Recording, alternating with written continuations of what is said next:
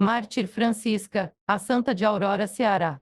Nascida Francisca Augusto da Silva, em 21 de fevereiro de 1941, a futura mártir cresceu no sítio Creoulas, no interior da cidade de Aurora. Os pais, Manuel Pedro Ferreira e Júlia Augusto da Silva, eram agricultores no local. Na tarde de 9 de fevereiro de 1958, a jovem Francisca Augusto da Silva, de 16 anos, era morta pelo seu ex-noivo, o agricultor Francisco Ferreira Barnabé, o Chico Belo. Antes de desferir 13 golpes de peixeira contra a menina, sentenciou: se não vai casar comigo, também não se casará com ninguém. Anos depois, onde o corpo da moça tombou, na zona rural de Aurora, se tornou local de culto à memória da mártir Francisca, santa a quem o número crescente de devotos recorreu. Diário do Nordeste.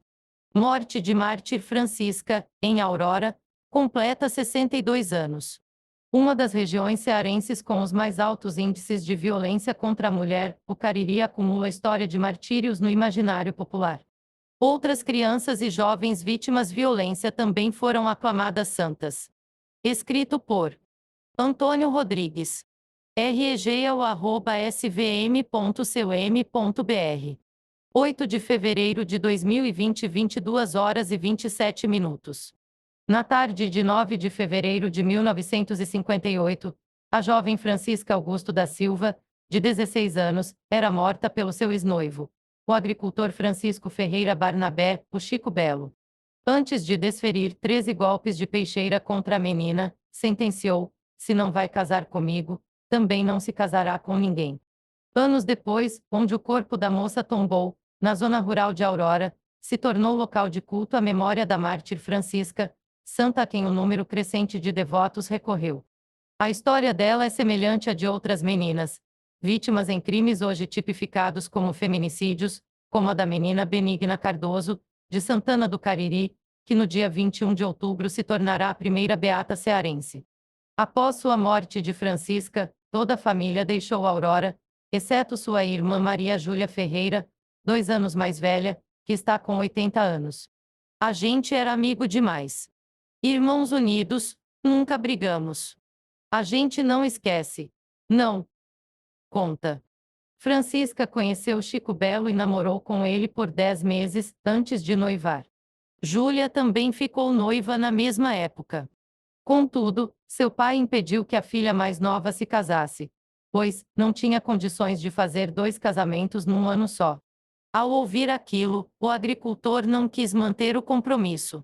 Se for para ser assim, me dê minha aliança, esbravejou. Porém, Chico se arrependeu. A adolescente, contudo, não queria reatar. Ela tinha medo dele, lembra a aposentada. 8 meses após o noivado, ele continuava atormentando a família da ex-noiva. No dia anterior ao assassinato de Francisca, visitou Júlia, recém-casada. Você tá bom de esquecer ela, advertiu durante o encontro. No dia do crime, as 2 irmãs foram juntas à missa. Na volta, pegaram caminhos distintos. Ela seguiu pela Aurora Velha e eu pela linha do trem. Lembra? Mesmo com a estrada assim de gente voltando a pé da missa, por volta das 14 horas, Chico não se intimidou. Montado a cavalo, igualou a passada de Francisca e dos seus 2 irmãos mais novos, de 15 e 13 anos que a acompanhavam. No primeiro golpe, deixou parte do intestino da moça exposta.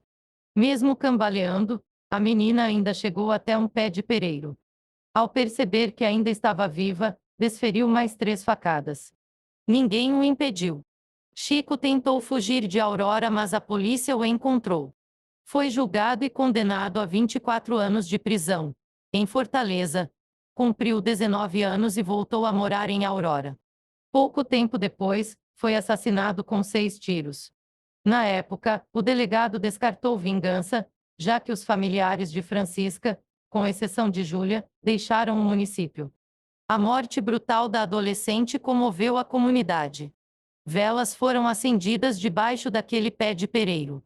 Seu pai, antes de deixar Aurora e se mudar com toda a família para Assaré por causa da tristeza, deixou uma pequena capela no mesmo local. Pouco tempo depois, surgiram relatos de curas e outros milagres atribuídos à moça, que depois foi aclamada mártir Francisca. Seu túmulo, no cemitério de Aurora, recebe algumas visitas que acendem velas e deixam flores. Porém, é a capelinha erguida pelo pai há mais de 60 anos, que se tornou centro de devoção. O monumento é mantido pela comunidade que, após 30 anos do assassinato, ergueu uma capela maior para Nossa Senhora dos Milagres, em referência às obras da Santa Popular. No monumento menor, há incontáveis esvotos. A maioria das peças foi feita pelo artesão Francisco Gildamir de Souza das Chagas, o Mestre Gil, nomeado Tesouro Vivo da Cultura Cearense. Eu me considero escultor e devo isso à mártir Francisca. Comecei fazendo pé, mão, olho. Ela morreu em 1958, ano que nasci. Para você ver, nessa época já começou a obrar milagre, acredita? No dia 9 de cada mês, há uma celebração em memória da jovem. O pessoal vem de carro, acende vela, deixa promessas.